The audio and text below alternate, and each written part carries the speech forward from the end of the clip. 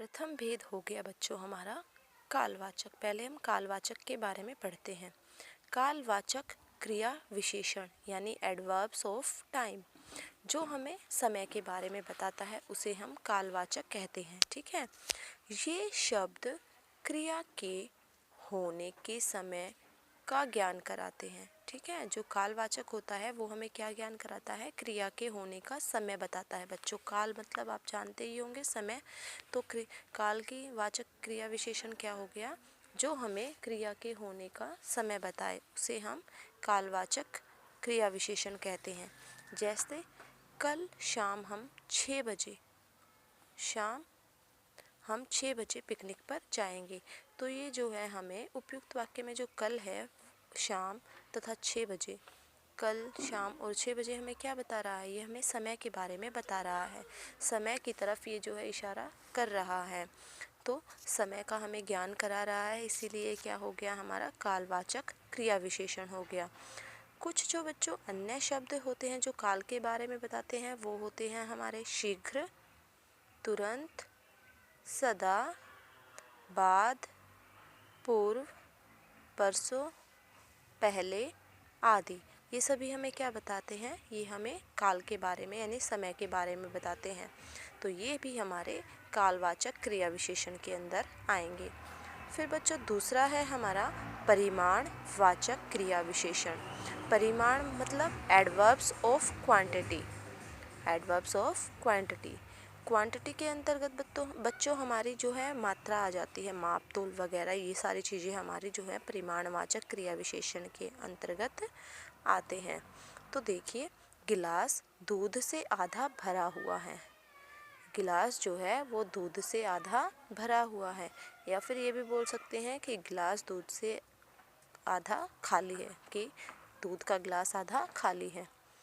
कम खाना अधिक पानी पीना अच्छा है। कम खाना, कम मात्रा बता रहा है, अधिक पानी पीना अच्छा है। गिलास जो है आधा भरा हुआ है, ये भी क्या बता रहा है? हमें उसकी क्वांटिटी बता रहा है। तो उपयुक्त जो शब्द आए, आधा, कम, अधिक, ये शब्द क्या है? सब माप तोल का ज्ञान हमें करा रहे हैं, हमें मात्रा के बारे में यानी क्वांटिटी के बारे में बता रहे हैं।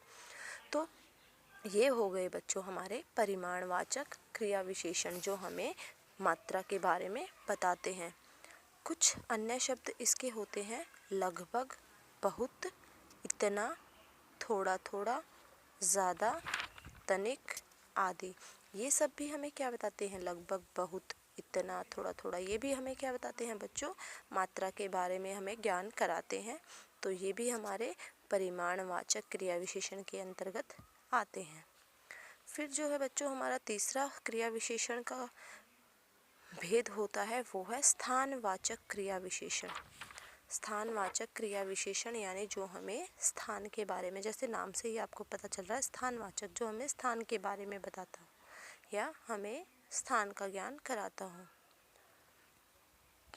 तो ये शब्द क्रिया के होने के स्थान का हमें ज्ञान कराते हैं, क्रिया किस स्थान पर हो रही है।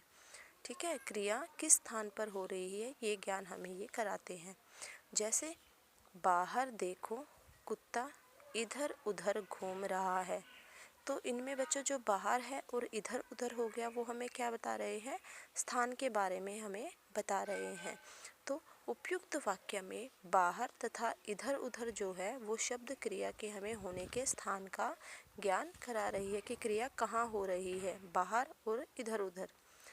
तो ऐसे ही बच्चों स्थानवाचक के कुछ और शब्द होते हैं पास, दाएं बाएं, यहाँ वहाँ, नीचे, ऊपर, इस ओर, उस पार आदि।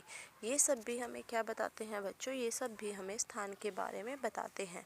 तो ये भी हमारा हो गया तीसरा भेद, स्थानवाचक क्रिया विशेषण। स्थानवाचक क्रिया विशेषण क्या होता है बच्चों? जो हमें स्थान के बारे में, क्रिया किस स्थान पर हो रही है उस चीज़ का जो ज्ञान कराए वो हो गया स्थानवाचक क्रिया विशेषण। फिर बच्चों चौथा जो हमारा भेद है क्रिया विशेषण का वो है रीतिवाचक क्रिया विशेषण। ठीक है, वो है रीतिवाचक क्रिया विशेषण। अब रीतिवाचक क्रिया विशेषण क्या होता है बच्चों? वर्षा तेज हो रही है। मोहित ध्यानपूर्वक पढ़ता है। तेज और जो ये ध्यानपूर्वक है बच्चों, इनमें इन वाक्यों में जो तेज और ध्यानपूर्वक शब्द आए हैं वो हमें क्रिया के क्या बता रहे हैं, ढंग का ज्ञान करा रहे हैं, क्रिया किस ढंग से हो रही है। ठीक है, तो रीतिवाचक क्या हो गया, एडवर्ब्स ऑफ प्लेस। ठीक है, तो रीतिवाचक होता है जो हमें क्रिया के ढंग के बारे में ज्ञान कराए। जैसे इनमें वर्षा कैसे हो रही है, तेज हो रही है। मोहित ध्यानपूर्वक सुन रहा है। तो ये हो गए हमारे इसमें तेज और ध्यानपूर्वक हमारा रीतिवाचक क्रिया विशेषण का हमें ज्ञान करा रहा है। ऐसे ही बच्चों रीतिवाचक के भी कुछ उदाहरण हैं, ठीक, सच, कैसे, अवश्य, शायद, मात्र, क्योंकि, ज़रूर आदि। ये सभी भी क्या है बच्चों, रीतिवाचक क्रिया विशेषण के अंतर्गत आते हैं जो हमें क्रिया के ढंग का ज्ञान कराते हैं। तो ये थे बच्चों हमारे क्रिया विशेषण के भेद। तो क्रिया विशेषण का एक बार फिर से दोहरा लेते हैं। क्रिया विशेषण क्या होता है बच्चों, क्रिया विशेषण होता है जो हमें क्रिया की विशेषता बताता है। और ये हमारा किसका भेद है, क्रिया विशेषण, क्रिया विशेषण हमारा अविकारी शब्दों का एक भेद है। और क्रिया विशेषण के भी 4 भेद हमने पढ़े हैं, कौन कौन से, कालवाचक जो हमें काल के समय के बारे में बताता है, दूसरा है परिमाणवाचक जो हमें मापतोल के बारे में बताता है, तीसरा है हमारा स्थानवाचक जो हमें क्रिया के स्थान के बारे में बताता है, और चौथा है हमारा रीतिवाचक जो हमें क्रिया के ढंग के बारे में बताता है। तो ये थे बच्चों हमारे क्रिया विशेषण। आज के लिए इस कक्षा को इतना ही रखेंगे। आशा है आपको समझ में आ गया होगा। धन्यवाद बच्चों।